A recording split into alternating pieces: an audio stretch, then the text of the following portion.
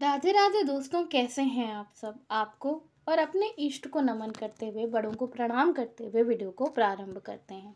दोस्तों, वट वृक्ष की पूजा, बरगद के पेड़ की पूजा सदियों से स्त्रियां करती चली आ रही हैं। जी हाँ, सुहागन स्त्रियां इस व्रत को करा करती हैं और इस व्रत को करने से कहा जाता है कि पति की उम्र लंबी होती है।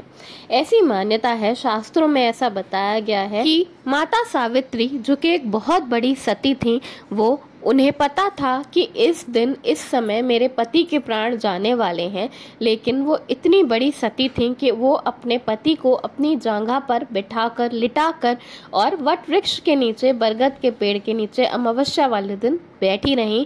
और जब यमराज उनके प्राण लेने आए तो उन्होंने अपनी बुद्धि से, अपने सतीत्व से अपने पति के प्राण बचा लिए और तब से हर सुहागन स्त्री वट वृक्ष की पूजा करने लगी। दोस्तों, ज्येष्ठ मास की अमावस्या वाले दिन वट सावित्री व्रत किया जाता है। इस साल यानी कि सन 2023 में वट वृक्ष पूजा 19 मई दिन शुक्रवार को पड़ रहा है। उस दिन हम सब अपने पति की लंबी उम्र के लिए वट वृक्ष की पूजा करते हैं। तो आइए आप जानते हैं क्या है सामग्री की लिस्ट और बहुत ही सरल विधि जिससे पूजा की जाएगी।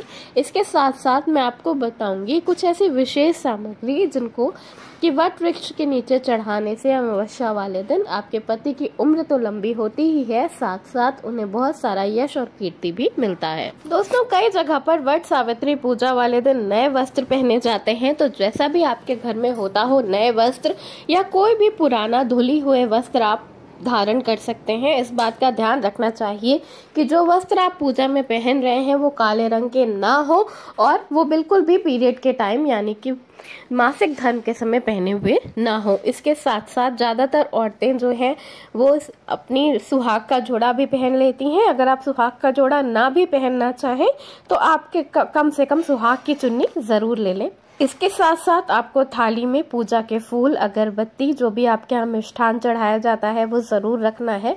इसके साथ साथ आपको एक लोटे में जल ले लेना है, उसमें डालें थोड़ा सा दूध, कच्चा दूध डालना है आपको, उसमें थोड़ा सा मिष्ठान जरूर डाल लें।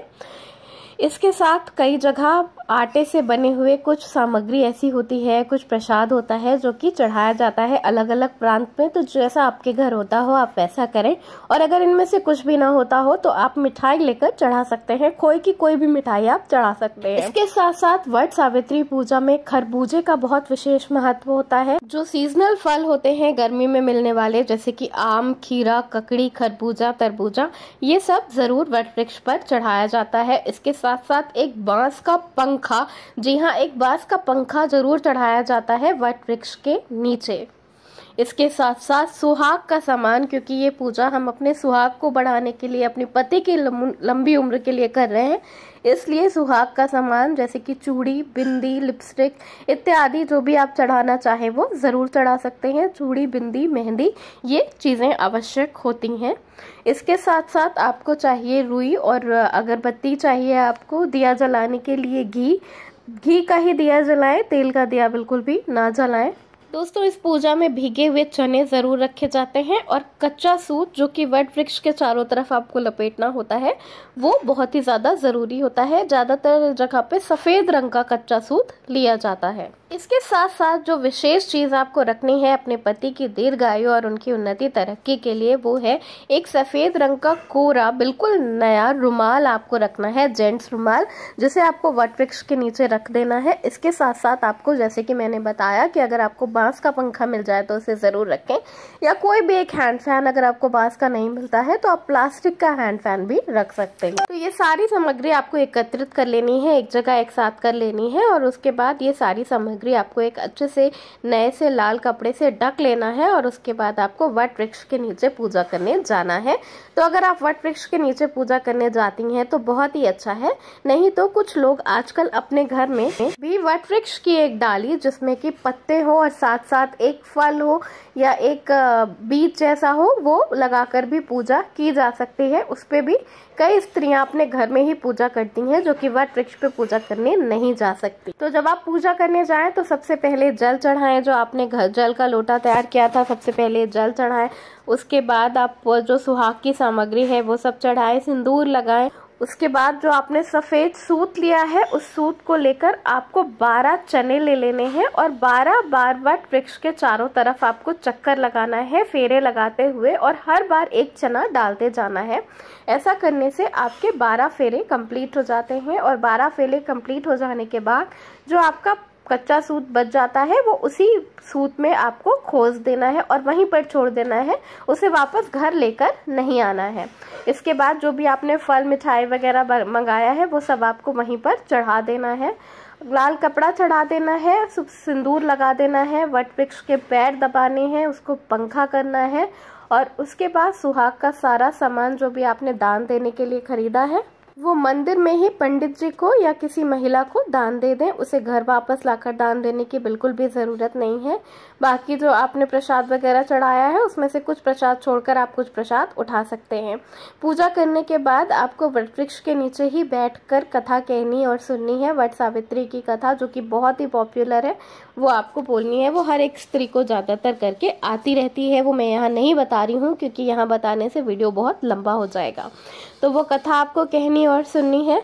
उसके बाद आपको एक दूसरी स्त्रियां जो भी वहाँ पे हों आपके आसपास, उनकी मांग में भी सिंदूर लगाना है और उनसे अपनी मांग में भी सिंदूर लगवाना है। कहा जाता है कि ऐसा करने से सुहाग बढ़ता है।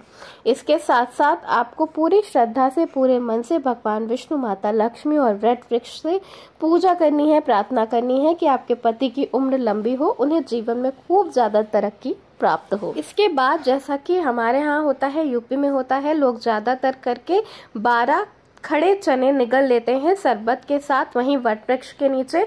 अगर आपके घर में भी ऐसा किया जाता है तो आप ऐसा करें, और अगर ऐसा नहीं किया जाता है तो जो भी आपके यहाँ पूजा के बाद जैसा भी फॉलो किया जाता है पारण करने के लिए, आप उस विधि को फॉलो करें। दोस्तों, कहा जाता है कि वट वृक्ष में त्रिदेव का वास होता है, यानी कि ब्रह्मा विष्णु महेश तीनों लोगों का वास होता है। और इस बार कहना ही क्या, सोमवार को पड़ रही है अमावस्या, यानी कि सोमवती अमावस्या के साथ साथ वट वृक्ष की पूजा करने से आपको दुर्लभ फल की प्राप्ति होगी। आपकी हर तरह की मनोकामनाओं की पूर्ति जरूर हो जाएगी। इसके बाद आपको वो जो आपने रुमाल रखा था वो आपको उठा लेना है, और उसके बाद अगर आसपास मंदिर है तो मंदिर में दर्शन करते हुए अपने घर आ जाना है। ज्यादा इधर उधर किसी से बातें वगैरह ना करें, घर आ जाएं। घर आने के बाद अपने चौखट के यानी कि अपने मेन डोर के दोनों तरफ जो कि बचा हुआ जल है वो डालें या छिड़कें, और वहां पर जो आपके पास कुमकुम हो तो दोनों तरफ अपने दरवाजे के एक स्वास्तिक बना दें, और उसके बाद सीधा पैर पहले रखते हुए अपने घर में एंटर करें। उसके बाद आपके घर में जो भी बड़े सास ससुर हों उनके पैर छुएं। अगर आपके पति भी घर पे है तो उस वक्त तो अपने पति के भी पैर जरूर छुएं, और सबसे एक ही आशीर्वाद मांगे कि आपके पति की उम्र खूब खूब लंबी हो और उन्हें जीवन में खूब तरक्की मिले। इसके बाद जो आप रुमाल लाए हैं वो आप अपने पति को भेंट के रूप में दे दीजिए। अगर वो ना हो, अगर शाम में आ रहे हो तो शाम को भी आप दे सकते हैं, या अगर वो नहीं आपके साथ रहते, वो कहीं बाहर रहते हैं, बाद में मिले तो आप बाद में देने के लिए भी उसे रख सकते हैं। इसके बाद जो आप अपने सिंदूर जो आपने जिससे वट वृक्ष पर लगाया था उसमें से जो सिंदूर बच गया हो उसे आपको वापस घर ले आना है, और उसे घर ले आकर आपकी जो सिंदूरदानी है जिससे आप रोज सिंदूर लगाते हैं उसमें उसको मिक्स कर देना है। ऐसा करने से आपके पति की उम्र लंबी होती है। इसके बाद आप माता सावित्री से यही प्रार्थना करें कि जिस तरह उनके पति की उम्र खूब लंबी हुई वैसे आपके पति की, आपके सास ससुर की भी उम्र खूब लंबी हो और वो जीवन में खूब खूब तरक्की करें। तो इस तरह से आपका वट सावित्री व्रत पूर्ण होता है। दोस्तों, वट सावित्री व्रत हर अलग अलग प्रांत में अलग अलग तरीके से खोला जाता है। जैसे कि हमारे यहाँ चने खाकर खोला जाता है, कहीं कहीं पर शाम तक का व्रत होता है, कहीं पर पूरे दिन का भी व्रत होता है, कहीं कहीं पर जो वड़ की जो कोपल होती है उसको खाकर खोला जाता है। तो जैसे आपके घर में मान्यता हो आप उस तरह से करें। दोस्तों, अब बात करते हैं कि अगर आपको इसी दिन मासिक धर्म आ जाए तो आपको क्या करना चाहिए। दोस्तों, ये बहुत ही बड़ा व्रत होता है। अगर आपने एक बार करना शुरू कर दिया तो इसे इसी तरह छोड़ा नहीं जाता। तो इसमें आपको करना क्या है कि जो भी पूजा सामग्री है वो सब आप मंगवा लें, उसको बिल्कुल भी स्पर्श ना करें, और फिर आप वट सावित्री पूजा वाले दिन अपने पति से या अपने आसपास पड़ोस की किसी भी महिला से या अपने घर पे किसी भी महिला से आप उसे चढ़वा सकती हैं। उसके बाद आपको दूर से ही वट सावित्री व्रत के नीचे आपको वट वृक्ष की पूजा करनी है, मानसिक पूजा करनी है। बिल्कुल भी किसी पूजन सामग्री को टच नहीं करना है। अगर आप पहली बार वट सावित्री व्रत रख रहे हैं तो भी यही विधि है पूजा करने की।